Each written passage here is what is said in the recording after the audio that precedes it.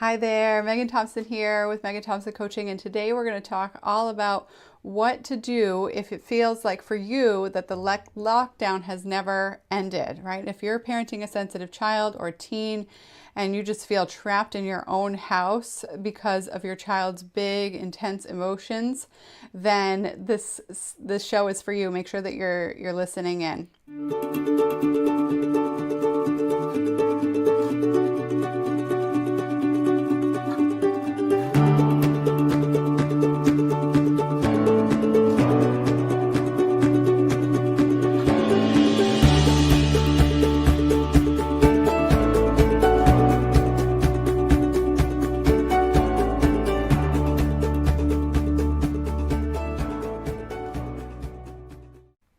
So if you're parenting a sensitive child or teen who just feels those big emotions so intensely and you're stuck in the daily meltdown cycle, then I want to cover this particularly for you. When we discuss meltdown cycle, this might mean that your child is getting frustrated, screaming, yelling, running away up to their room, slamming doors, hitting their siblings or you, throwing things, breaking toys when aggravated, etc. Or if your teen, especially, or preteen, is just completely shut down when they are experiencing their big emotions, that you just feel like you're knocking on a door and you never get in, literally in the sense that they won't let you into their room, but also metaphorically, just not being able to understand your sensitive preteen or teen, then what we're covering today is likely going to resonate. Because when we support parents in breaking out of this cycle, one of the things that we know for sure is that there are many patterns that show up quite frequently when you as a parent are trying to break out of this cycle. And one of the patterns that we're going to speak about today is your own tendencies to basically shrink your own world. So what do I mean by that? What I mean is that if your child is struggling with those big emotions and you're walking on eggshells and you're just trying to survive on these daily meltdowns and to prevent some of them, it can feel really, really easy, or different word would be, it can feel necessary, I should say, to want to not go anywhere.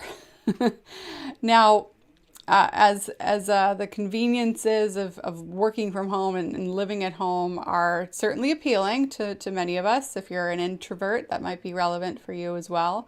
But if you feel like you have to make those decisions because your child is struggling, then this can feel really, really tough as a parent, right? Because when you're making those decisions out of a have to rather than a want to, you can build resentment pretty quickly. But what comes first is the sense of dread that for you as a parent, just trying to avoid those big meltdowns can really take over your day. You know, if your child is struggling just getting out to out the door to go to school, then and that started way before the pandemic hit, then this can feel like the never-ending story. There's just no end in sight, even as you're going back to school these days, depending on what country you're in and where your child is trying to change their behavior and what your major focus is for targeting your child's intense behavior. It can still feel like for you trying to run around and go to different practices and go to different opportunities, whether that be especially during the holiday season, trying to meet up with friends and family. Like for you, it's just not worth the effort. And so when we think about being able to shift out of this, the exhaustion of dealing with daily meltdowns, it's important to observe how you're making decisions about where your child or teen is stuck and what they are capable of. Because for you, if you've been in this pattern of just saying no because you don't think your kiddo can, then you're bound to feel aggravated by that, right? Because we can all experience cabin fever. Everybody's experienced that in different levels over the last year and a half at this point. Actually, now that I do the math, it's likely close to 2 years, closer to 2 years than a year and a half in terms of being shut down, depending on where you are in the US or where you are around the world. And with that being said, the aggravation of being able to feeling like you can't leave your own home because your child's big emotions can take up so much time and energy and resources out in public, can create an even bigger vacuum of support. Feeling like you just can't access the community in different ways can be quite frustrating for you. And so when we think about being able to break out of this pattern, the self-isolation that we see parents of sensitive children engage in is definitely a pattern that we want to support you in breaking, because as you start to have different freedoms and being able to move around in different invitations, we want you to be able to have, and you want yourself to be able to have that spontaneity, especially during the holiday season. Go to impromptu parties, engage with family members, stay longer than you planned, right? And when the meltdown cycle has been going on for some of you years, it can feel like this is just another holiday season where you won't be able to do all of what you wish you could do, or all of what you did as a child. Maybe you enjoyed being able to sing carols and walk around the neighborhood and or engage in family experiences, bake, etc. But for you, in raising your children, it can feel quite startling to try to shift out of your family traditions and try to pick one or the other when your child is having a hard time, or really to work on, for you,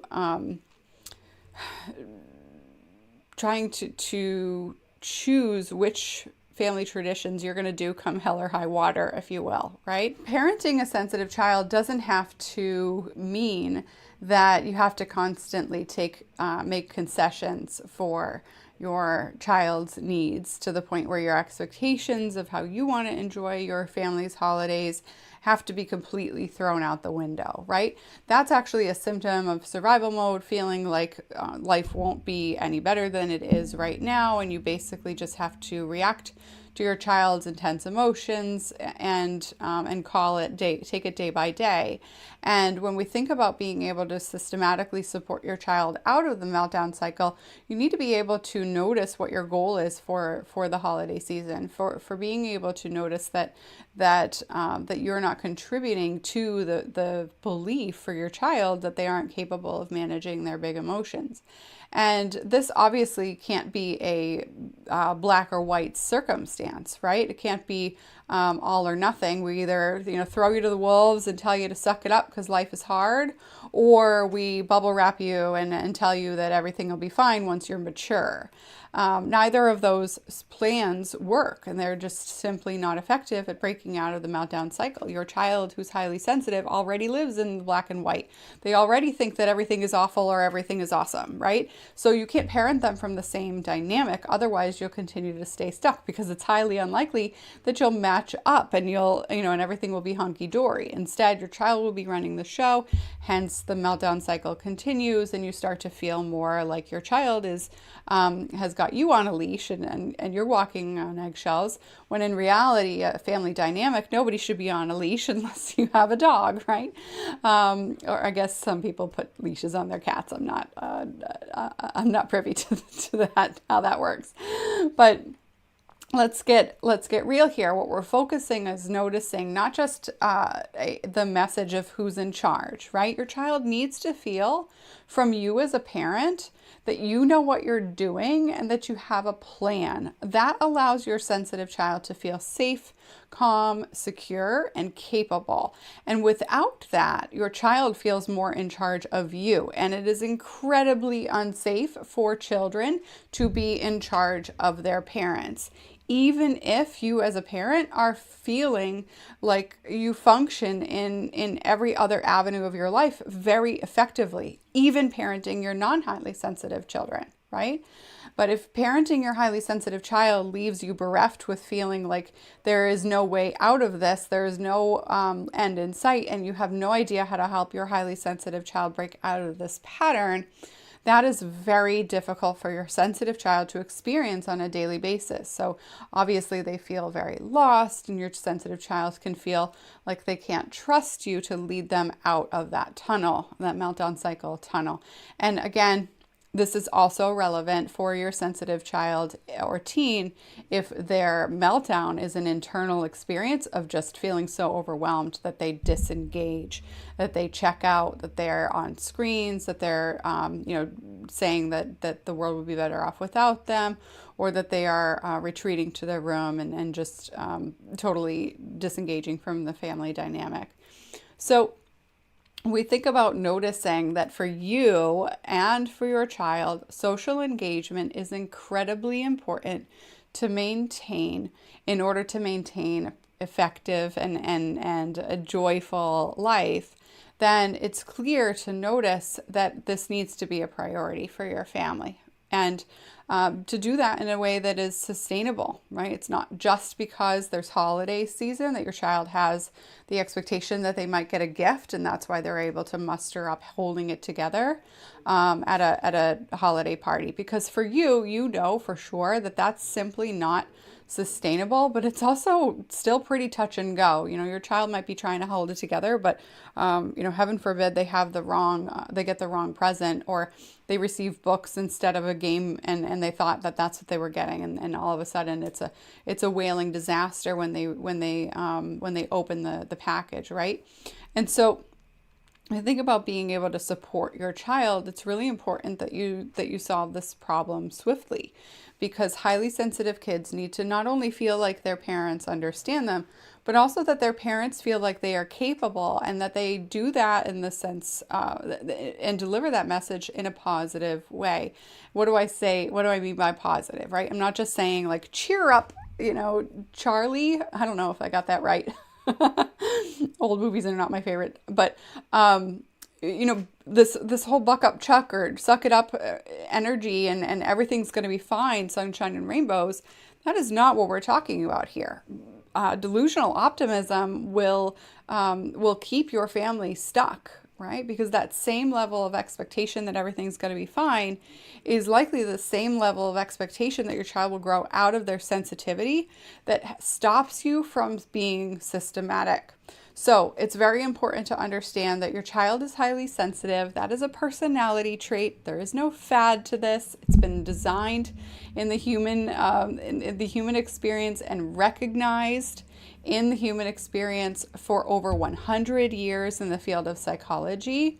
And when we think about being able to observe this in other species, to include fruit flies and horses and dogs and other animal species where the highly sensitive personality trait has been discovered, it's very, very critical that you notice that following a professional who is clear on that awareness, but also has a systematic plan to break out of the pattern, doesn't include for you this false belief that just showing your child love and care and hope is going to help you solve the problem, because that is actually the opposite of the behavior that you're doing at this point, which is that everything will be fine eventually, right? But now we just need to hunker down, and now we just need to make life less hard for our child.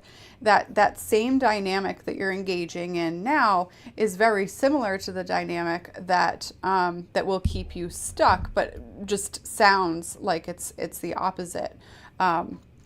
And so we think about being able to break out of this pattern. You guys have heard me say and notice what works. We help our clients understand how they are getting in their own way, right? And this requires not only the capacity to look at yourself from a from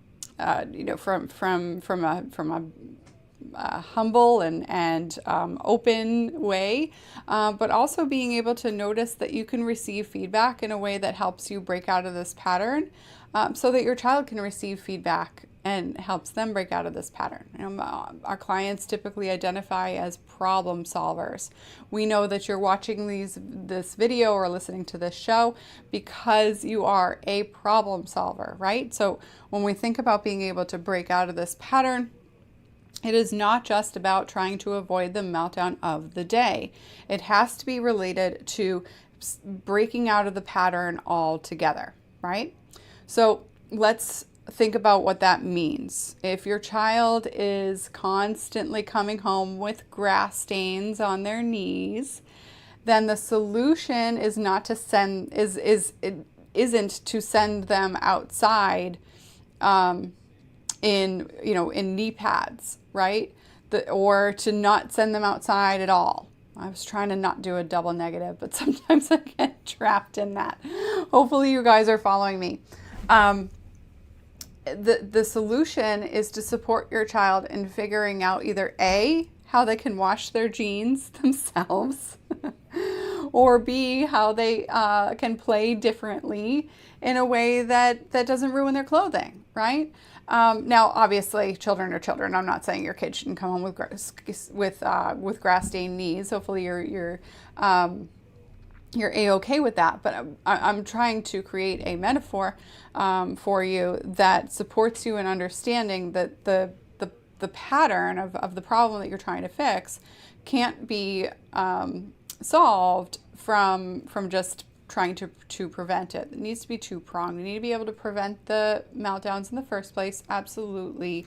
You need to be able to notice how you're contributing to those meltdowns.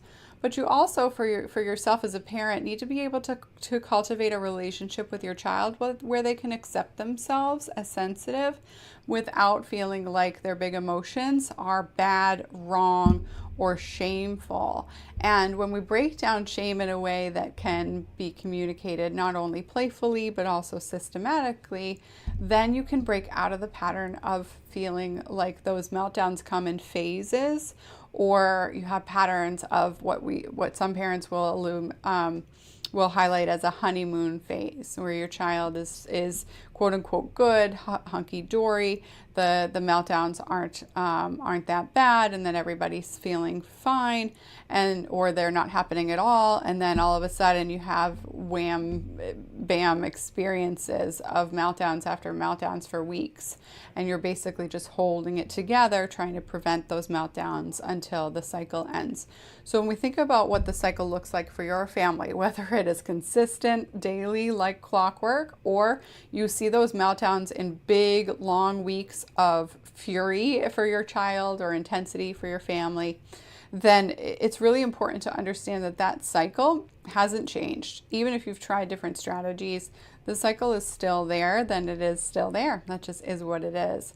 And so when we're focusing on being able to break out of this pattern, it's really important that you avoid isolating your family and you avoid skipping those experiences. But you need to do this in a way that doesn't make your kid feel like they are just being like shoved out the door and told to figure it out, right? Many of us might have been parented like that, and we know that doesn't work for sensitive kids and non-highly sensitive kids alike.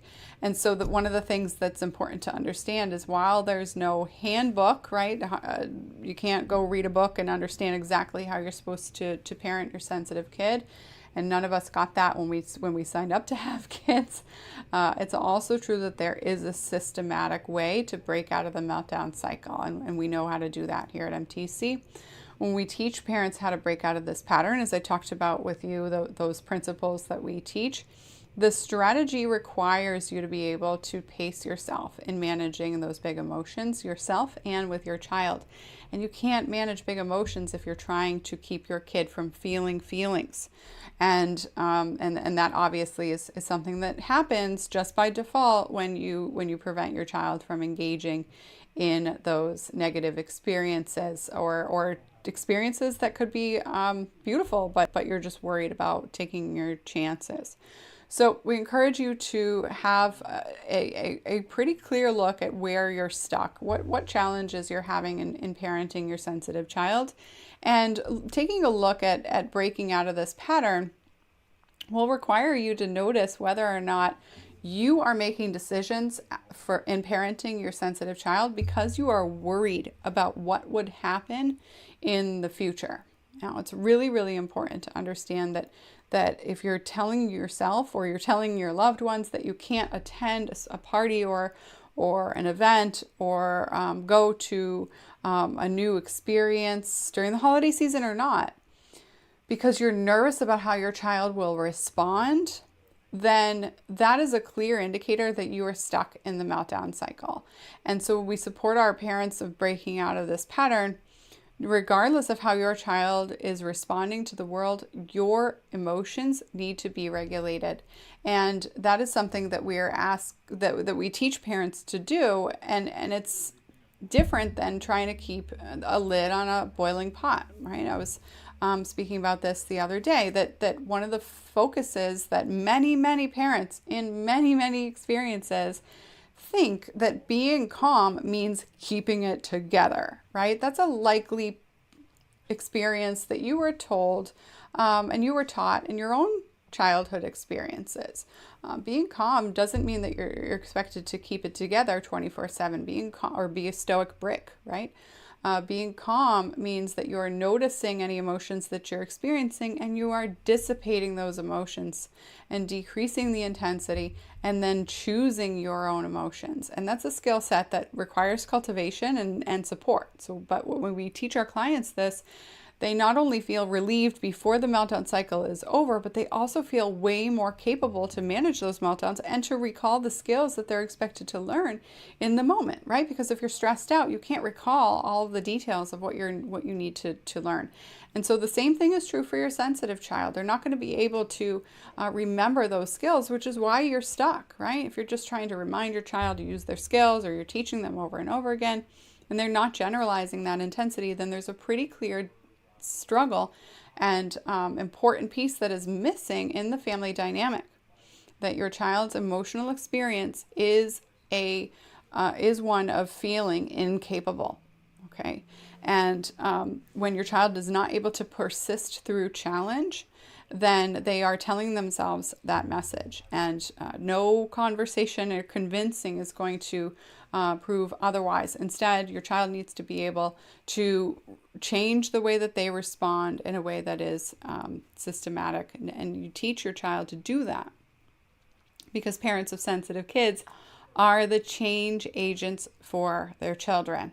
No outsider, not me, not a therapist, not a teacher, not a mentor, not a big brother or a big sister or a special auntie or grandma.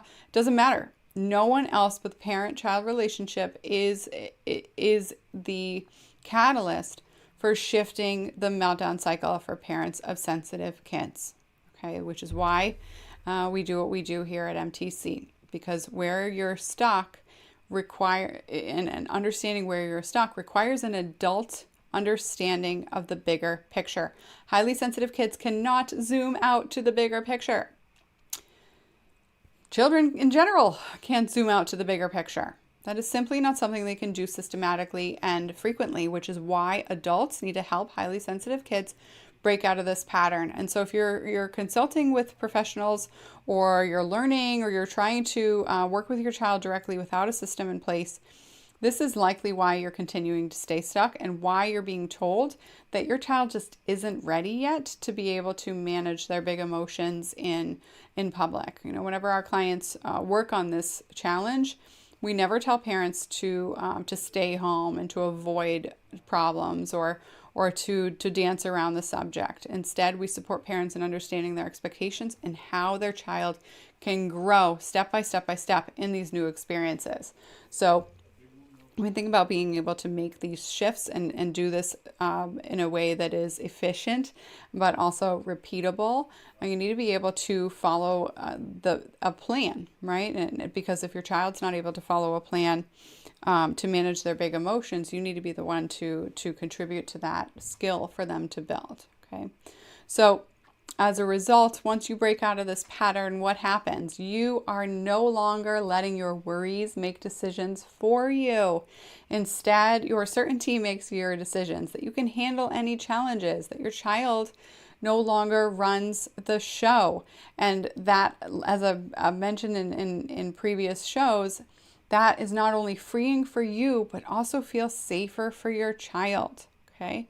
The next thing is that for you, you're going to be able to create opportunities for your child that you might have felt wasn't possible before. And that is also freeing. When we talk about being able to break out of the meltdown cycle, there's a huge experience of freedom in that, right? And you no longer feel like you need to hide from emotions, hide from negative experiences for your child to feel those negative emotions, that your child can feel negative emotions and move on. Say, I'm frustrated. Stomp a foot or so and then move on. That is a completely different experience than your child screaming at you when you're supposed to be walking towards the neighborhood caroling because they are too cold and they won't put on their hat, right? That's just one example of a major issue where your child is simply feeling very stuck. Now that was a sensory example, right? We'll talk about maybe it was, or maybe it was that they don't like their hat and they won't put it on, right? So you could take that either way. We're not just talking about sensory sensitivities here when we think about the catalyst for meltdowns. It's emotional intensity. Sensitive kids have a pervasive emotional intensity that leads to those big emotions. Now, breaking out of the pattern means that you need to be able to regulate your own emotional intensity and do that in a repeatable and simple way. Otherwise, we all know that being able to just find your calm in a day when you're wrangling multiple children or trying to get your teen to practice, etc., can feel unsustainable if it requires you to shut your brain down for an hour. So let's talk about what works and how to break out of this pattern. And how do we do that? I invite you to book a call with our team. On that conversation, you're going to be able to talk to one of our coaches who's going to help you discern what really the root cause is of where you're stuck, why you're stuck in that way, in the sense that you're going to be able to get that clarity. We support you in understanding the real challenge so that we also know what the real challenge is for your particular and unique family and your particular and unique child. And then whether or not your specific goals are goals that we help our families solve. And if that's the case, and reach those goals. If that's the case, if we know we can help you, we'll tell you exactly how that works on that same phone call. And you're going to be able to break out of this pattern efficiently and effectively and dive right into living your best life and taking those next steps right away.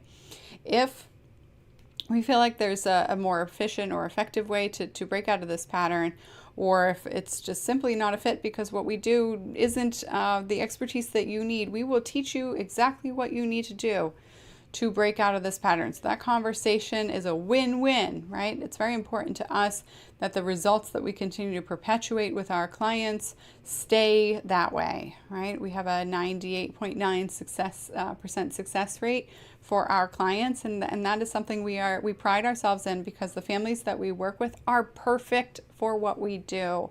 And when we support parents in understanding whether or not what we do is going to work for you, it's very important that we have a conversation. I can't just read an email or hear a few sentences about where you're stuck and say, yeah, sure. Try it out, right? We want to make sure that what you are looking for, which is results and clear and sustainable, positive family dynamic, is something that we can help you do. And if that's the case, we tell you all about it. If it's not, then we send you on a path so that you no longer feel lost in the dark, right? Our team of expert coaches, myself included, we've been around the block. We've been doing this for over a decade each. And in order to observe that, it's really important to notice we know what the evidence-based work and research-backed plans are relevant. If you do need therapy, then we send you in that direction. If your child needs more effective or efficient support in a different way, or there's a different plan that's relevant for your particular family or your spouse or co-parent and you on your journey of parenting sensitive kids, then we steer you in that direction. That's really important for us and obviously for you as well. So head on over to meganthompsoncoaching.com/talk, Or if you're parenting a high schooler, go to meganthompsoncoaching.com/teen talk, and we encourage you to book that call. Have a conversation with us. There's nothing to lose but an opportunity to totally transform your family. Thank you, and have